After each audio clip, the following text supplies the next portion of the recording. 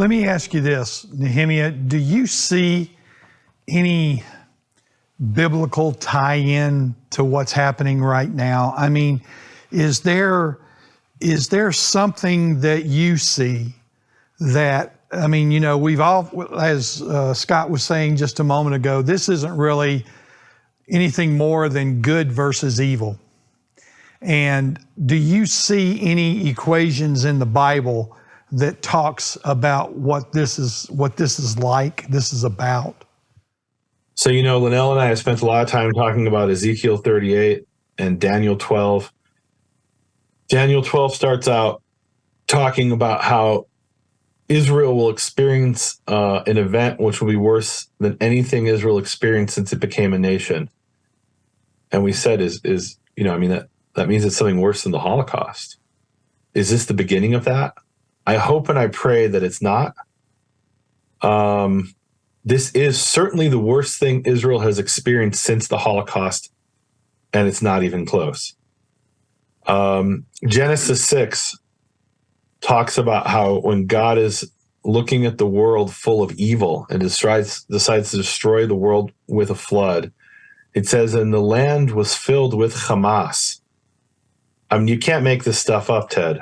Hamas is the Hebrew word for lawlessness, violence, corruption, evil. It literally is the word for evil. Now, in Arabic, it's some acronym for something to do with the Palestinian cause. But literally, it's the word Hamas. Because of Hamas, God decided to destroy the world with the flood. And now we can see Hamas is the most evil organization. You know, ISIS has been decapitated and still exists in some form or another. But its leader has been killed. And it's a shadow of its former self. And now we have Hamas as the new ISIS. Hamas is ISIS. And in some ways, I don't know if it's worse than ISIS. It's definitely worse in some ways than the Nazis. The Nazis tried to hide their crimes. Hamas is proud of it. They paraded raped women through the streets. And I'm not going to get graphic, but you can see the video and it's clear that this woman was raped. And they're proud of it. They burned babies. They decapitated babies' heads. They took an 85-year-old woman, Yafa Hadar. They took her captive and were parading her through the streets in Gaza. These are evil people who are proud of their crimes. They used her, if I'm not mistaken, as an advertisement for a pizza place. They used someone. I thought it was her. They did an advertisement. And that is the business. When that happened, Israel has zero tolerance for people who are praising what Hamas has done. They bulldozed that pizza place. They got everybody out, but they bulldozed that pizza place. It was in an Arab neighborhood, and they were using it to advertise their pizza. Now, look, Israel has, as of this recording, Israel has called on the people, the civilians of northern Gaza to leave, so that they can go in and wipe out Hamas. The difference between us and them is they came by surprise and murdered entire families of civilians without any warning. We have no choice but to strike Hamas, and Hamas is using civilians as human shields. And it breaks my heart, all of the innocent Palestinians who are going to die because Hamas is using them as human shields. But their blood is upon the heads of Hamas who is doing that. Well, listen, Nehemia and Lynell, we're glad that you're back home. We have been praying every day, and every person that watches Michael in A Rood Awakening have been praying for you guys' safety. We're definitely glad to have you back home, and we know you're exhausted. We know you're wore out. We thank you for this interview and letting our people here at A Rood Awakening know what you've gone through and what the people of Israel are going through. So we thank you so very much. And once again, thank you for being our boots on the ground when you were there to help distribute the monies that people have given for Israel there. And we're just so glad to have you back home. That's Thank you. still set up. We actually started giving money already when we were there. So that pathway is there. So any money, like there was more money transferred this morning. I don't remember. Yeah, how much so we've far. transferred already $45,000 to Yehuda Glick's organization. And he wrote to me, he said, this is changing lives.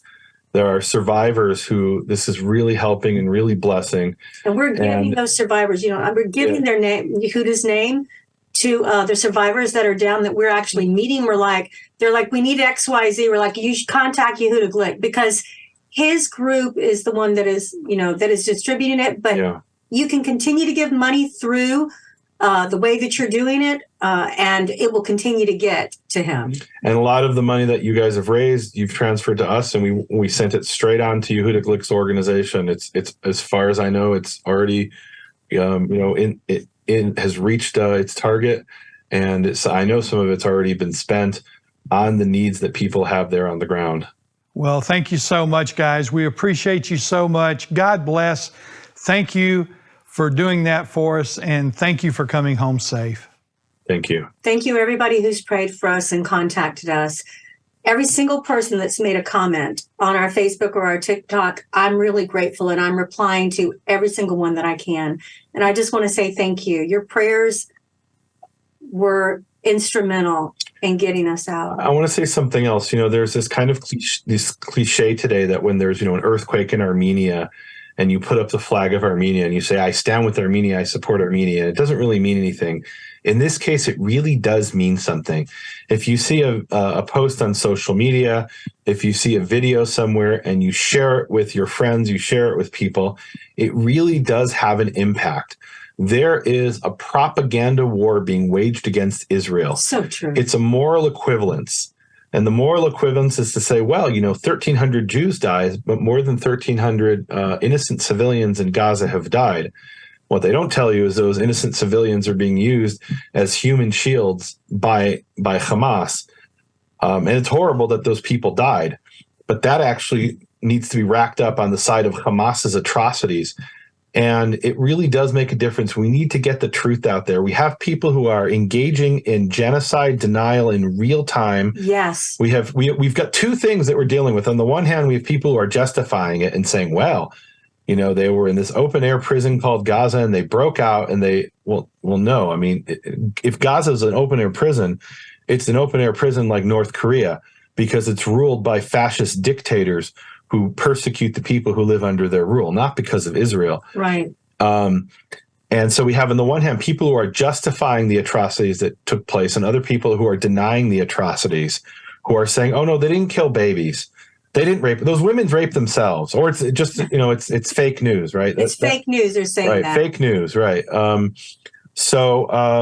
look, Israel is very sensitive to sharing and publishing photos of people who have been mutilated. That's always been the policy of Israel. And the reason for that is it will undermine the morale of the people in Israel to see a decapitated baby. So we have to balance world public opinion with, we got people on the front line who are fighting. And if you show them the picture of a decapitated baby, the Hamas says they love death more than we love life. And we truly do love life. And so it really is demoralizing. And so we're kind of in a catch-22. So sharing the information, this video, any video you see exposing the truth is very important. So important. Writing to your congressman, writing to your senator if you're in the United States and telling them, we need you to support Israel.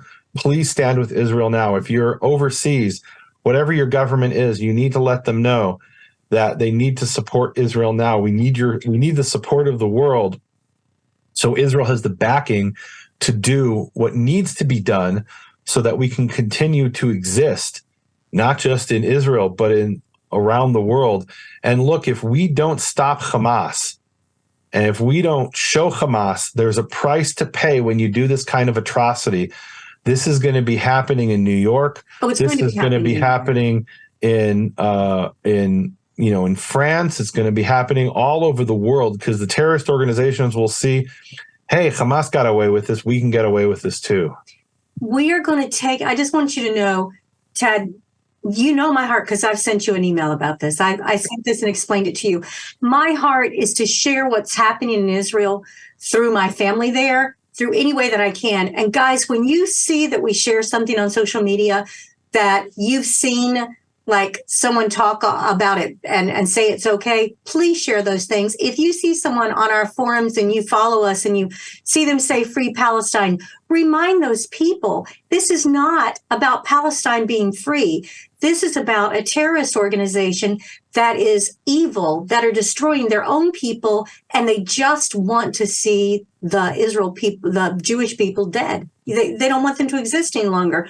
Remind people of what you know. If God has put it in your heart to support and to help, then please, for this time, don't be silent. Be vocal. If God gives you the opportunity to talk about this, talk about it. Everyone, all of us as Christians and as Messianics, as Jewish people, we all need to join together and fight this propaganda war, because it's a social media thing. It's, if you look at what's being said on our videos that we put out and our TikToks and our Facebook, they're talking about this, and there are literally people that are Palestinians.